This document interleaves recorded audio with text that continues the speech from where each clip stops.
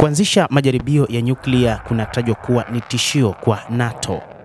Lakini je, mkuu wa jeshi la Urusi anazungumziaje juu ya kile kinachotajwa na watu wa Ulaya, hasa kundi la Atlantiki ya Kaskazini la NATO, kutokana na kile wanachosema kumekuwa na vitisho vingi kutoka kwa Urusi, hasa baada ya kuanzisha majaribio yake ya silaha za nyuklia. Kamanda mkuu wa jeshi la Urusi anasema kwamba Urusi inafuata kikamilifu mkataba wa kupiga marufuku majaribio ya nyuklia, lakini itachukua hatua zinazofaa ikiwa Marekani itaanza tena majaribio.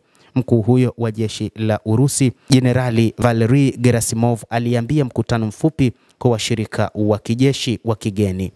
Amesema muungano wa Atlantiki ya Kaskazini, kwa kisingizio cha kile kinachoitwa tishio la kijeshi la Urusi, umeongezeka kwa kiasi kikubwa uwepo wake wa kijeshi karibu na mipaka ya Urusi. Jeshi la Urusi limekamata na kushikilia kwa dhati mpango wa kimkakati ambao wakati huu jeshi hilo limejiandaa kwa ajili ya mapambano wakati wowote dhidi ya NATO, anasema mkuu wa majeshi ya Urusi.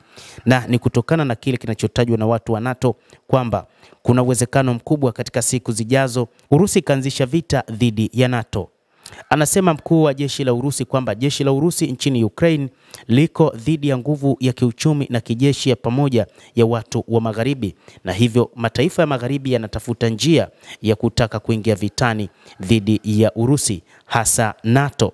Lakini amesema kwamba wao walijiandaa kwa muda mrefu dhidi ya kuikabili NATO, na sasa Rais wa Urusi Vladimir Putin ametoa maagizo kuingizwa kwa matumizi ya Oreshnik katika uwanja wa vita huko nchini Ukraine, kama sehemu ambayo inatajwa ni katika kumaliza vita hivyo, ambapo huenda kabla ya mwaka kuisha au mwanzoni mwa mwaka 2026 Putin anatarajia kuona jeshi likimaliza vita nchini Ukraine.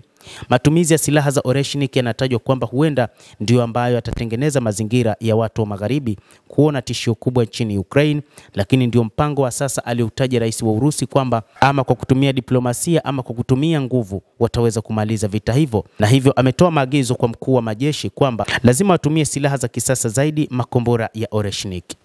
Juu ya tishio la NATO, muungano wa Atlantiki ya Kaskazini NATO, kwa kisingizio cha kile kinachoitwa tishio la kijeshi la Urusi, wameongezeka kwa kiasi kikubwa uwepo wake wa kijeshi karibu na mipaka ya Urusi. Wakati wa mazoezi ya kijeshi ya Defender Europe, NATO ilipeleka vikosi muhimu vya askari kwenye mpaka wa Urusi.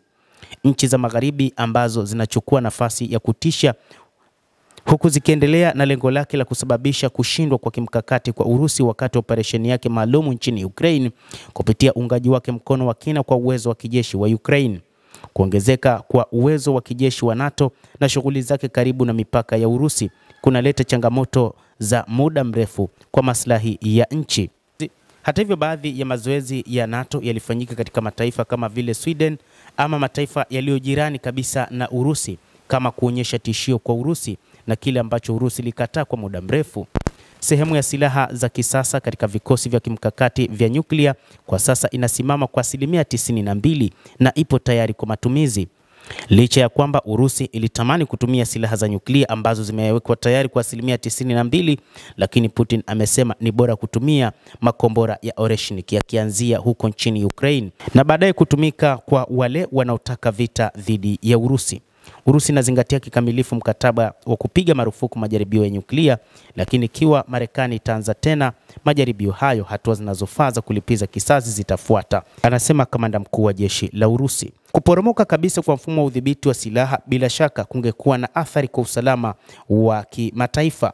Marekani bado haijajibu mpango wa Urusi wa kuzingatia vikwazo vya mkataba mpya wa kupunguza silaha za kimkakati, mkataba mpya unaoitwa START, kwa mwaka mmoja baadaye. Endelea kutufuatilia mtazamaji, lakini ni kusihi usisahau kulike, usisahau kucomment, kadhalika na kusubscribe channel yetu hii ili upate habari hizi kwa mapana kupitia The World News. Naitwa Damu Hussein, endelea kuwa nasi wakati wote.